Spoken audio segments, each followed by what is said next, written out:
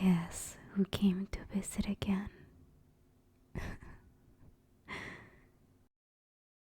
You can't hear me right now, can you? You're still sleeping soundly, but I am sure some part of your subconscious can understand me at least feeling you with that delightful feeling of dread. Do you remember it? The sensation of not being alone in the room, of something being there with you, right when you are at your most vulnerable. The knowledge that she's creeping closer and closer with each panic thought in your pretty head until you can hear a foreign breath next to your ears.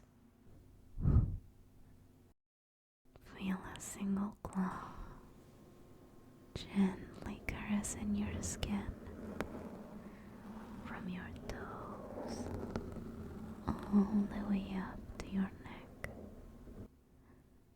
and then finally a sudden weight on your chest, as if something just sat down on you, helplessly pinning you against the soft bed beneath.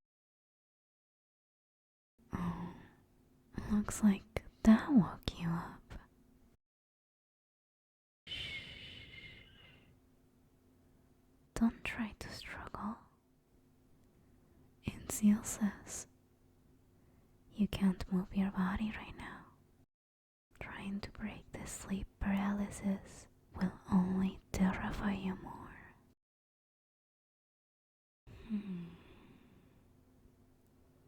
On second thought, please struggle more. I enjoy the growing fear in your... What's that? You look even more teary-eyed than usual. Not that you would actually remember my previous visits, of course. But am I really that intimidating? Looks like I really managed to step up my game this time. Oh, are you crying, my little human? This actually looks kind of pathetic. What? Is the wimpy little human afraid of the big bad monster in the darkness? Don't cry harder, human. Look, I'm sorry for that. I might have gotten a little too into it. Shit, what to do?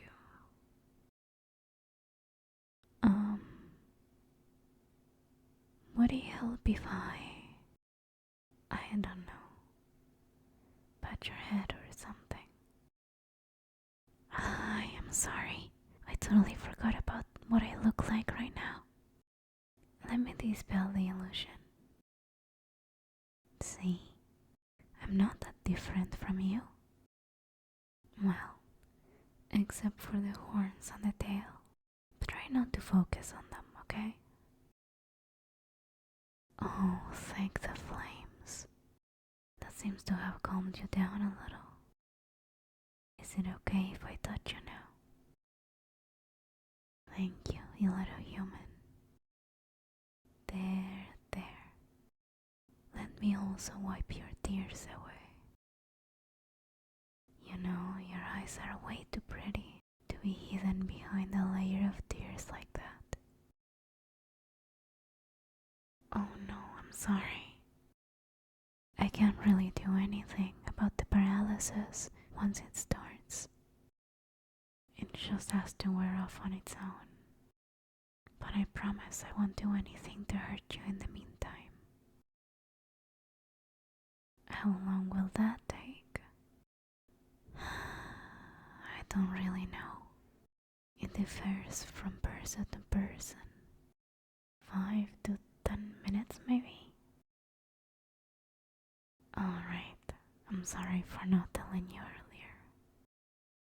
I am what you may call a sleep paralysis demon, even though the name is not quite accurate.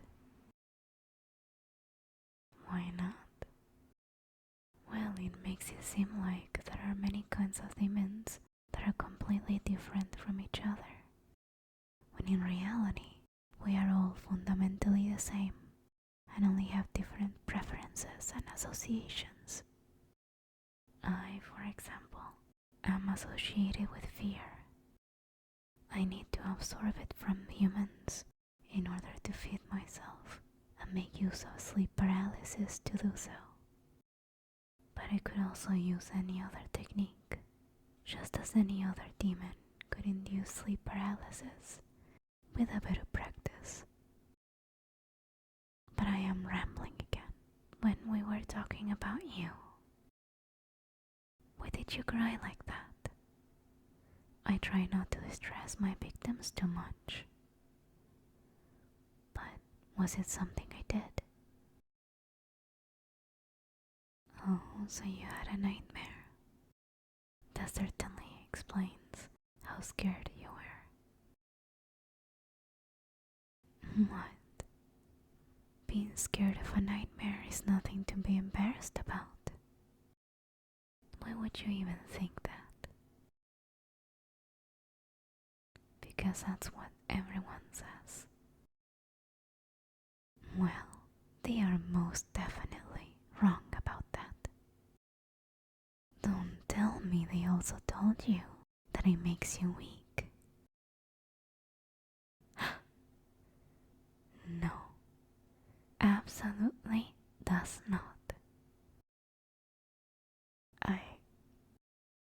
I cannot really want to hug you right now, but you are still paralyzed, and I don't want to do anything you don't want me to.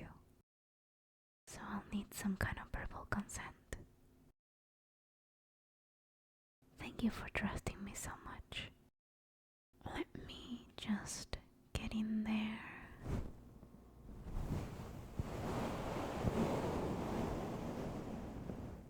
I believe they call this a big spoon when I am hugging you from behind, so I can use one hand to play with your hair and another to hold your hands.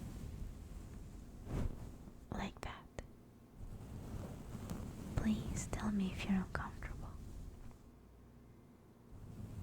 Okay, I'll do it like that then. Do you want to tell me what this nightmare was about? Oh no, honey. That sounds terrible. I am so sorry you had to go through that. No, of course I'm not making fun of you. As I said before, having nightmares is nothing to be ashamed of, no matter how stupid a nightmare seems in hindsight to others. Your feelings in that moment are completely valid. Everybody is afraid of something, and everybody is different in that regard. So just because I personally might not find your nightmare particularly scary, does not mean I am going to belittle your feelings about it. Do you know what a nightmare basically is? It is your own mind torturing you to the best of its ability. It will find whatever you are most afraid of and turn it against you. And if it can't find anything, it will just make you afraid of something arbitrary. Trust me, when I, a literal manifestation of fear, tell you that there is no place more terrifying than your own mind. Yes, that's right. It is not your fault for being afraid of a nightmare. I'm glad you're finally showing reason. You just have to get through a nightmare. Acknowledge your feelings in the moment, but not dwell on them too much. Let the fear pass and look forward to the next day.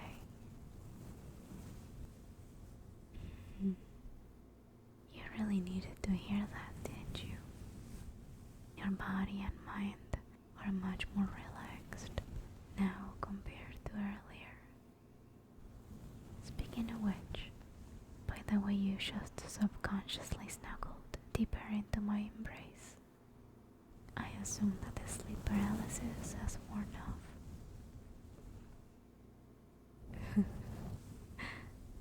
I won't stop cuddling you just because you're no longer panicking. Unless you want me to, of course. Good. Because I don't want to stop just yet. Come here. Let me hug you tighter. I am sorry that no one told you before that it is okay to be afraid of nightmares. I mean, do you have them regularly? I see. And are they always that bad? I'm sorry to hear that, honey. I wish I could have been there for you sooner. Speaking of which, I have a proposal for you, if you're interested. What is it? Well, I was planning on imprinting my sigil on your soul. Don't worry, it doesn't really mean anything, and it can be removed fairly easily if any of us wants to. All it does is create a certain connection between us. You will be able to summon me whenever you want, and we can both kind of feel each other. So, if you're having a nightmare again, you can summon me to comfort you like this again. Or maybe I even notice it beforehand and can come here to wake you up. Oh no. Don't worry about me. It really is no bother. Remember what I feed on? That's right. Fear.